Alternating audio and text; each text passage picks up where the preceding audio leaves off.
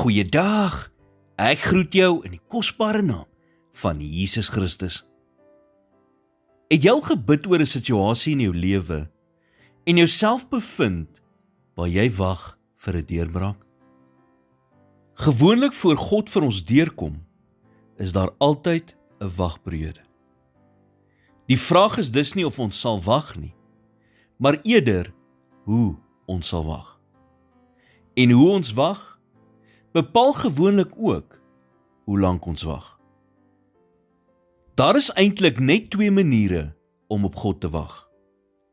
Of jy wag passief op God, of jy wag met verwagting. Iemand wat passief op God wag, hoop dat iets goed sal gebeur en hulle is bereid om rond te sit en te wag om te sien of dit gebeur. Na 'n kort tydjie gee hulle egter op en sê, dis dit. Ek het gewag en gewag, maar niks het gebeur nie. Die persoon wat met verwagting wag aan die ander kant, is hoopvol en glo dat die antwoord net om die draai is. Hulle geloof is nie iets wat passief is nie. Hulle hart is vol hoop en hulle verwag dat hulle probleem enige oomblik opgelos sal word. Soos Dawid sê in Psalm 5 vers 4, in die môre, Here, sal U my stem hoor, in die môre sal ek dit aan U voorlê en afwag. Om met verwagting op God te wag, is amper soos wanneer 'n vrou swanger is.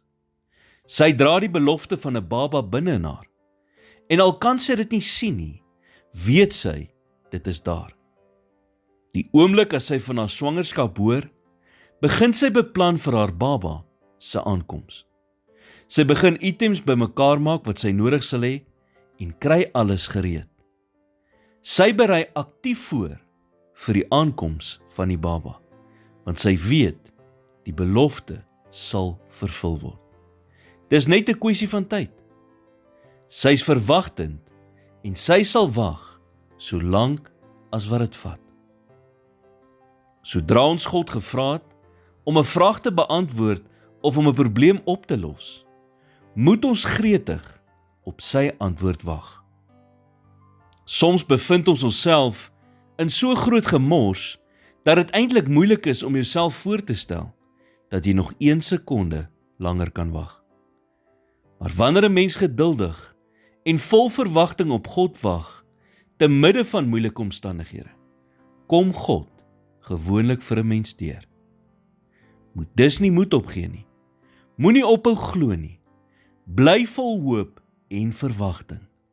God se krag is onbeperk.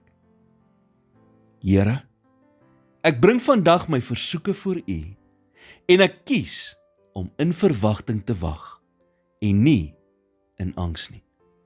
Al kan ek nie sien hoe dinge sal uitwerk nie, vertrou ek dat U namens my werk.